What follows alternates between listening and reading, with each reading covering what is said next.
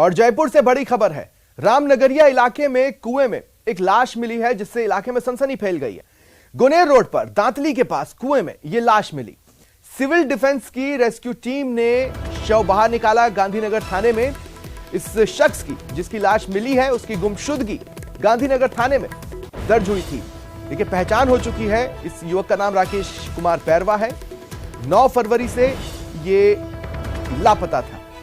20 फरवरी को जब बदबू आने लगी तो पुलिस को इत्तला दी गई।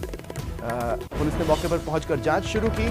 शव को कुएं से बाहर निकाला गया है। लापता राकेश का कुएं में गिरने से जो मौत हुई है, अब जांच का जो डायरेक्शन है वो ये है कि सबसे पहले तो ये पता लगाया जाए कि ये हत्या है या फिर कोई हादसा।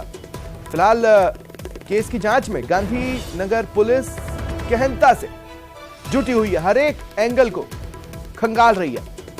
देखिए, हाल ही में ये लापता हुआ था और गुमशुदगी भी दर्ज हुई थी। उसकी लाश मिली है कुएं से। राजसमंद जिले के देवगढ़ में एक नवजात की मौत पर परिजनों ने हॉस्पिटल में हंगामा किया। हंगामे का वीडियो सोशल मीडिया पर वायरल है।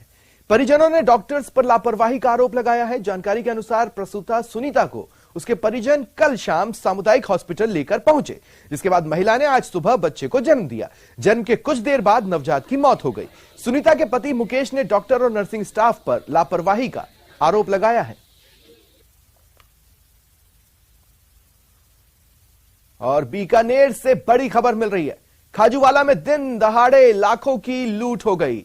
बस में रखे ट्रॉली बैग से लाखों का सोना पार कर लिया गया। 11 तोला सोना लेकर शातिर चोर फरार हुए। देखिए, बस में सीसीटीवी कैमरा लगा था, जिसमें 3 चोर दिखाई भी दे रहे हैं। अब पुलिस ने इन फुटेजेस के आधार पर जांच शुरू कर दी है। खबर बाड़मेर से। एक बजरी ठेकेदार के कर्मचारियों से लूटपाट हुई। बदमाशों ने लूट की वारदात को रत्नेश्वर महादेव मंदिर इलाके में बीती रात अंजाम दिया। जानकारी के अनुसार अरविंद कुमार, मोती सिंह और बोलेरो ड्राइवर ओमाराम 3 से 4 बजरी रॉयल्टी नाकों से कैश लेकर जैसे ही वापस अपने ऑफिस आ रहे थे, इसी दौरान पहले से घात लगाए बैठे बदमाशों ने पिस्टल की नोक पर इन कर्मियों से 8,31,000 रुपए लूटे, फरार हो गए। पीड़ितों का कहना है बदमाश काले रंग की क्रेटा कार से फरार हुए। सूचना पर पहुंची पुलिस ने जिले में नाकाबंदी करवाई, लेकिन तब तक आरोपी फरार हो चुके थे। कैसे लेके जा रहे थे बाईपास से होकर ये रत्नेश्वर महादेव के बैक से हाईवे से अंदर घुसने वाला एक सुनसान एरिया है। 7:45 या 50 के बीच में कोई अज्ञात क्रेटा में 4 जने आए थे सवार होके। उन्होंने आड़े फिर के गाड़ी को रुकवा के और 8,31,000 जो केस थे वो लूट के ले गए। सीकर में पुलिस ने बड़ी कार्रवाई कर नकली पनीर से भरी पिकअप पकड़ी है। पिकअप में 4 क्विंटल 10 किलो पनीर बरामद हुई। यह पूरी पनीर नकली बताई गई है। पुलिस ने 3 आरोपियों को गिरफ्तार किया है। आरोपी पकड़े जाने से पहले जयपुर में 7 क्विंटल नकली पनीर बेचकर गए थे। उनके 93,000 रुपए भी बरामद किए गए। गिरफ्तार आरोपी नागौर के रामगढ़ इलाके के रहने वाले हैं। आरोपियों ने पूछताछ में बताया कि 2 साल से यह लोग नकली पनीर इस इलाके में सप्लाई कर रहे थे। जयपुर में भी सप्लाई करते हैं। बात कर लेते हैं हक के लिए हल्ला बोल की। जयपुर में स्कूल प्रबंधकों ने जमकर प्रदर्शन किया है। उनको बजट से काफी उम्मीदें थी, लेकिन बजट में मांगे पूरी नहीं हुई और ऐसे में उन्होंने ये मोर्चा खोला। शहीद स्मारक पर जुटे और धरना देकर प्रदर्शन किया है। आक्रोश देखते हुए, प्रदर्शन को देखते हुए मौके पर अतिरिक्त जाब्ता लगाया गया है। एक दल को वार्ता के लिए सीएमओ भेजा गया है। अखिल राजस्थान प्रबोधक संघ के नेतृत्व में यह प्रदर्शन चल रहा है। राजधानी जयपुर में आज प्रदेश भर के प्रबोधक जो हैं राजस्थान की सरकार को जगाने के लिए आए हैं। 2 सूत्री मांगों को लेकर के इनका प्रदर्शन शहीद स्मारक पर चल रहा है। धरने की तस्वीरें आप देखिए। इनके एक प्रतिनिधि मंडल को मुख्यमंत्री की ओर से जो कार्यालय है वहां से बातचीत के लिए बुलाया गया, इनकी मांगों को सुनने के लिए बुलाया गया, लेकिन अभी भी इनका धरना जो है वो आज राजधानी के शहीद स्मारक पर चल रहा है। प्रदेश भर के विद्यालयों में काम करने वाले जो प्रबोधक हैं, जो अलग अलग मांगों को लेकर के सरकार को अपनी मांग पहुंचाने के लिए आए, इनकी जो प्रमुख मांगे उनको लेकर के इनके पदाधिकारियों से बात करते हैं। क्या नाम है भाई साहब आपका, कहां से आए हैं आप? मैं रविंद्र शर्मा, अखिल राजस्थान प्रबोधक संघ जिलाध्यक्ष 12 से हूँ। अच्छा, क्या किन मांगों को लेकर के आज पूरे प्रदेश भर के प्रबोधक यहाँ पहुंचे हुए हैं? प्रबोधक संघ की जो है मुख्य 3 मांगे हैं और तीनों ही मांगे बजट सत्र में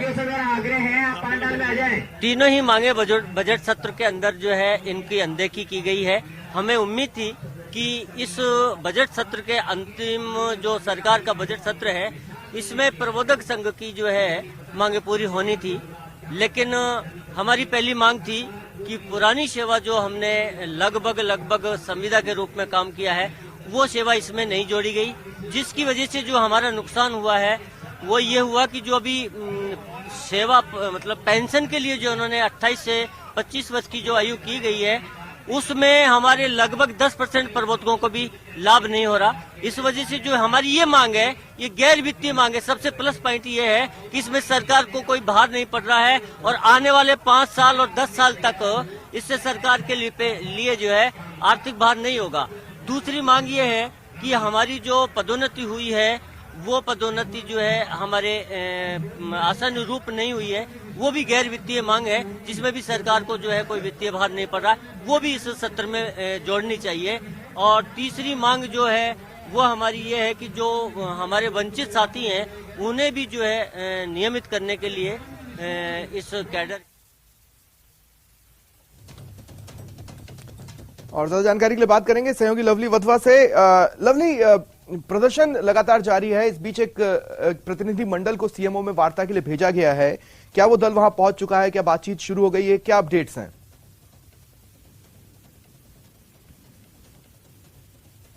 लवली, मेरी आवाज मिल रही है आपको? लवली, क्या आप मुझे सुन पा रहे हैं?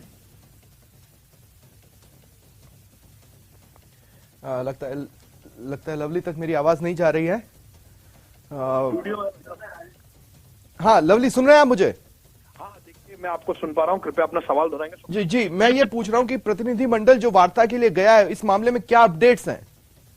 देखिए, अभी उन्हें सीएमओ में वार्ता के लिए बुलाया गया था। सीएमओ के अंदर ये लोग तमाम लोग जो हैं अभी कुछ और पदाधिकारियों के, कुछ और अधिकारियों के आने का इंतजार कर रहे हैं। उसके बाद में औपचारिक रूप से वार्ता जो है वो आगे बढ़ पाएगी। पहले दौर की एक वार्ता हो चुकी है। बताया जा रहा है कि कुछ बातचीत जो इनका डेलीगेशन गया था उनसे उनकी राय ली गई है, विमर्श किया गया उनकी मांगों को लेकर के। अब जो वार्ता में जो मांग पूरी करने वाले जो अधिकारी हैं, सरकार के जिम्मेदार नुमाइंदे, उन्हें बुलाया गया है और उसके बाद में तय किया जाएगा सीएमओ की ओर से कि उनकी ओर बताया जाएगा कर्मचारी संगठन की ओर से कि आखिरकार प्रबोधकों की मांगों को लेकर के क्या विचार जो है वो हो रहा है या नहीं हो रहा है। और अगर नहीं होता तो प्रबोधकों का ऐलान है कि वो आज से जयपुर में ही धरना देंगे, यहीं पर पड़ाव डालेंगे और उसके बाद में वो जयपुर तभी छोड़ेंगे जब उनकी मांगों पर किसी प्रकार का कोई आश्वासन सरकार के नुमाइंदों की ओर से दिया जाता है। फिलहाल जो है प्रबोधक जो है तमाम प्रबोधक, कुछ प्रबोधकों को छोड़ करके वार्ता के लिए जो गए हैं प्रबोधक 1 दर्जन, उसके अलावा जो बड़ी तादाद में जो प्रबोधक आए हुए हैं वो शहीद स्मारक पर धरना दे रहे हैं। लगातार यहाँ पर जो नारेबाजी का दौर है वो लगातार चल रहा है और वो सरकार से मांग करें कि सरकार उनकी जो 3 सूत्रीय मांगे हैं, जिससे सरकार पर किसी प्रकार का कोई वित्तीय भार नहीं आएगा, सरकार उनकी मांगों पर विचार करे।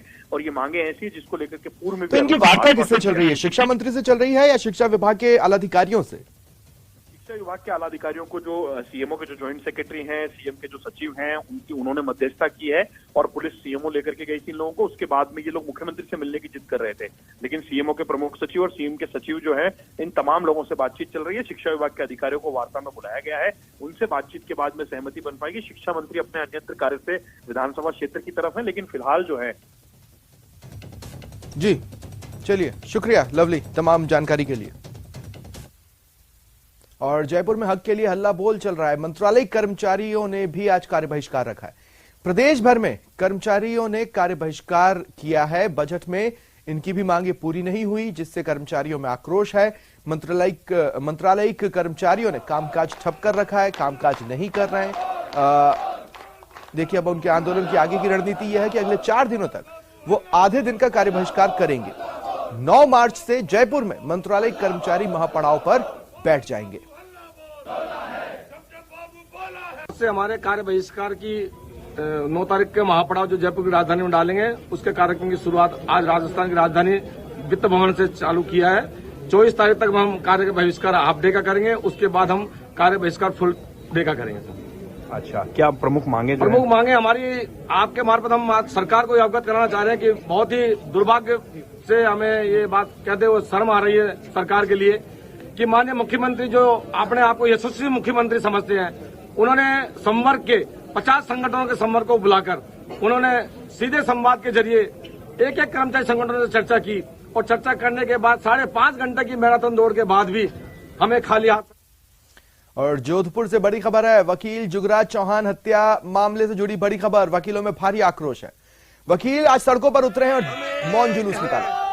एमजीएच मोर्चरी तक ये मौन जुलूस निकाला गया। फिर मोर्चरी के बाहर वकीलों ने धरना दिया, नारे लगाए। तस्वीरें वकीलों के प्रदर्शन की आपके टीवी स्क्रीन पर है।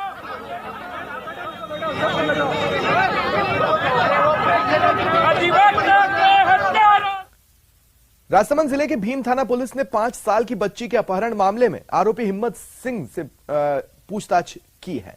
पुलिस ने पाटिया ग्राउंड इलाके में तलाशी के दौरान आरोपी को बच्ची के साथ हिरासत में लिया था। बरतू निवासी सीता देवी ने भीम थाने पर एक रिपोर्ट देकर बताया कि उसकी 5 साल की बच्ची को कोई अज्ञात व्यक्ति अपहरित कर ले गया है। सीता देवी ने पहले पति प्रताप सिंह के बेटे कुशाल सिंह और रविंद्र सिंह पर शक जताया। बच्ची को पुलिस ने उसके माता पिता के सुपुर्द कर दिया है। संवेदनशील मामला था, जैसा कि आपने बताया है। 5 साल की बच्ची थी, उसको किडनैप कर लिया गया था और जो एफआईआर में जो व्यक्ति लिखाए गए थे उनके संबंध में अनुसंधान किया और अनुसंधान से ज्ञात हुआ कि जो व्यक्ति एफआईआर में लिखाए गए हैं वो नहीं होकर के एक अन्य व्यक्ति के द्वारा उस बच्ची को ले जाने का साक्ष्य प्राप्त हुए। उस पर हमने रात भर प्रयास किया। बच्ची सुरक्षित मिल गई है और वो अभियुक्त भी हमने डिटेन कर लिया है और बच्ची से पूछताछ करी है, उसके परिजनों से उसे मिला दिया है। बच्ची पूर्ण रूप से सुरक्षित है, किसी भी प्रकार की कोई अनहोनी। एसीबी की कोटा स्पेशल यूनिट ने सोमवार को सवाईमाधोपुर में जिला शिक्षा अधिकारी के दफ्तर में बड़ी कार्रवाई की। डीएसपी धर्मवीर सिंह के नेतृत्व में एसीबी टीम ने अतिरिक्त प्रशासनिक अधिकारी प्रवीण सक्सेना को ऑफिस में 50,000 की रिश्वत लेते ट्रैप किया। एसीबी ने रिश्वत की रकम भी बरामद की। एसीबी के मुताबिक परिवादी ने एसीबी हेडक्वार्टर में कंप्लेन दी थी कि शिक्षा विभाग के कुछ लोगों के खिलाफ शिकायत दी। इस शिकायत पर कार्रवाई की एवज में अधिकारी प्रवीण सक्सेना 75,000 रुपए की रिश्वत मांगकर परेशान कर रहा है। एसीबी ने शिकायत का सत्यापन करवाया और कार्रवाई को अंजाम दिया। डर्टी प्रोफेसर मामला, आरटीयू का डर्टी प्रोफेसर गिरीश परमार, उसके साथ ही आरोपी छात्र अर्पित अग्रवाल और आरोपी छात्रा ईशा यादव के खिलाफ आज कोर्ट में चालान पेश कर दिया गया। एसआईटी ने तीनों आरोपियों के गुनाहों की जानकारी करीब 4,200 पेज में तैयार की है। चालान में से 37 गवाहों की सूची है। आरोपियों के खिलाफ परीक्षा में नंबर के बदले छात्राओं से असमत मांगने, परीक्षा को मौज मस्ती और अय्याशी का अड्डा बनाने, छेड़छाड़ जैसे गंभीर धाराओं में मामला दर्ज हुआ था। करीब 2 महीने से तीनों आरोपी कोटा की सेंट्रल जेल में। एसआईटी की जांच में जुर्म प्रमाणित होने के बाद आज कड़ी सुरक्षा के बीच तीनों आरोपियों के खिलाफ कोर्ट में चालान पेश किया गया।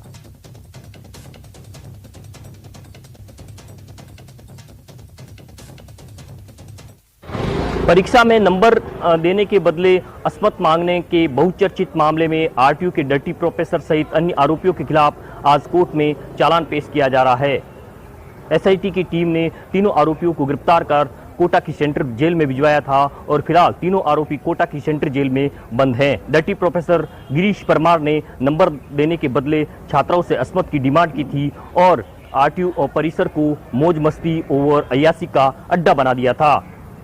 चालान पेश करने की तस्वीर हम आपको कोर्ट परिसर से दिखाना चाहते हैं। तस्वीरों में आप देख सकते हैं डर्टी प्रोफेसर मामले में आज कोर्ट में चालान पेश किया जा रहा है। 4,000 से अधिक पेज का ये चालान जो है एसआईटी के अधिकारियों द्वारा पेश किया जा रहा। कोटा से न्यूज 18 राजस्थान के लिए ओम प्रकाश मारू। जोधपुर दौरे के तीसरे दिन आम लोगों की फरियाद सुनते, उनका समाधान करते सीएम अशोक गहलोत ने फिर एक बार अपना पुराना दावा दोहराया कि सीएम रहें या न रहें, लेकिन उनकी मंशा लोगों की सेवा करना है। उन्होंने कहा, मेरी इच्छा है मैं अंतिम सांस तक जनता के लिए काम करता रहूं। मुख्यमंत्री गहलोत ने सोमवार को अपने दौरे के तीसरे दिन सर्किट हाउस में बड़ी संख्या में आए फरियादियों से मिलकर सुनवाई की। मुख्यमंत्री ने एक एक फरियादी से मुलाकात की, उनकी पीड़ा सुनी, ज्ञापन लिए, मौके पर ही अधिकारियों को निर्देश दिए। मुख्यमंत्री ने 3 दिव्यांगजनों को ट्राईसाइकिल भी भेंट की।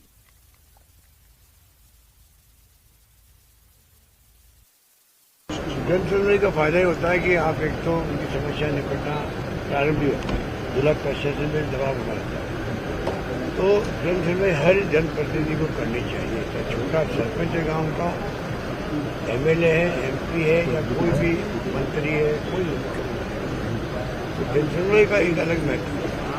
इसलिए मैं जब कभी आता हूँ तो प्रयास करता हूँ कि मैं जनता के पास और मैं 2 घंटे से मिला हूँ लोगों को, तो ऐसी भी समस्या बताई होगी। और कलेक्टर साहब साथ मौजूद थे, अन्य अधिकारी थे, वो भी सुनते ये फरियादी क्या कह रहा है मुख्यमंत्री। अगर जब वो सुनते खुद तो बिल्कुल ढंग से गंभीरता आ जाती है, ह्यूमन साइकोलॉजी होती है, हर आदमी का हर काम हो नहीं सकता। मतलब सुनवाई कर लो तो आधा आदमी संतुष्ट है। सर, अब जब सांसद थे तब भी, जब पूर्व मुख्यमंत्री थे तब भी, जब मुख्यमंत्री तब भी लगातार सुनते थे। मैं खुद नहीं, मैं सबको कह रहा हूं, सुनना चाहिए, सबको सुनना चाहिए। और हमारे रिवाज आज़ादी के बाद से रहा हमेशा, तो मैं समझता हूँ कि उनको और मजबूत करने का शायद इसीलिए निकलता है मैं था सो दूर नहीं। दूर नहीं तो मैं बार बार कह रहा हूँ कि लोग समझ जाए भाई हम हमेशा आपके साथ हैं, या कहीं भी रहे जिंदगी के अंदर। मेरा मतलब यही है। सीएम अशोक गहलोत ने एक बार फिर अपने सरकार की योजनाओं की तारीफ कर सबसे ज्यादा सुविधाएं देने वाला राज्य बताया। उन्होंने कहा पीएम मोदी को पूरे देश में सोशल सिक्योरिटी का कानून बनाना चाहिए। मेडिकल मारवाड़ मेडिकल यूनिवर्सिटी खोल दी है, एक और मेडिकल कॉलेज आ जाएगी, अस्पतालों का विकास हो जाएगा। ये बात तो करो, कितने सौगातें दिए जोधपुर को और राजस्थान को, कोई सोच नहीं सकता। हिंदुस्तान में शायद ही कोई राज्य होगा जो इतनी सौगातें देने वाला हो, इतनी स्कीमें लाने वाला हो, युवाओं के लिए, किसानों के लिए, मजदूरों के लिए, गरीबों के लिए, निष्ठजनों के लिए, बुजुर्गों के लिए, विधवाओं के लिए। कोई वर्ग छोड़ा ही नहीं हमने। हर वर्ग को, चाहे स्वास्थ्य की सेवाएं हो, चाहे 500 रुपये में सिलेंडर देने की बात हो, चाहे बिजली का बिल जो है 0 आएगा आप लोगों के, बिल आएगा ही नहीं करोड़ों लोगों के, किसानों के भी नहीं आएंगे और जनता के भी नहीं आएंगे। खाने के पैकेट देने हैं किसानों को, किसानों के क्या हर परिवार को दे रहे हैं जो NFA में जुड़े हुए हैं, तमाम लोगों को गेहूं के अलावा भी तेल, चीनी से लगा करके जो अन्य सामग्री होती है रसोई की, वो सब दे रहे हैं। समय आगे हम भी कानून बना रहे हैं, सोशल सिक्योरिटी हर इंसान को मिले हिंदुस्तान के अंदर। राजस्थान में हम शुरुआत कर रहे हैं। प्रधानमंत्री भी चाहिए पूरे देश में। पार्लियामेंट में जब सोनिया गांधी जी, मनमोहन सिंह जी ने कानून बनवाया था RTI का, नरेगा का, RTE का, फूड सिक्योरिटी एक्ट का, उस ढंग का कानून पार्लियामेंट में बने सोशल सिक्योरिटी का। राजस्थान में विधानसभा चुनाव को अभी कई महीने बाकी हैं, लेकिन नेताओं की बयानबाजी ने सियासी गर्मी बढ़ा दी है। कल ओवैसी ने टोंक की सभा में पायलट को लेकर एक साथ आने का न्योता दिया था। इसे आज पायलट ने सियासी बयानबाजी करार देते हुए कहा कि ये सब चुनावी जुमले हैं। ओवैसी जी अब तक कहां थे? चुनाव आने पर उन्हें ये सब मुद्दे याद आते हैं। हम तो पायलट साहब से भी कहना चाह रहे हैं, पायलट साहब, मुझे लगता है कि आपका ख्वाब पूरा नहीं होगा। आपका ख्वाब तो पूरा नहीं होगा पायलट साहब। आप ऐसे ही फिरते रहेंगे।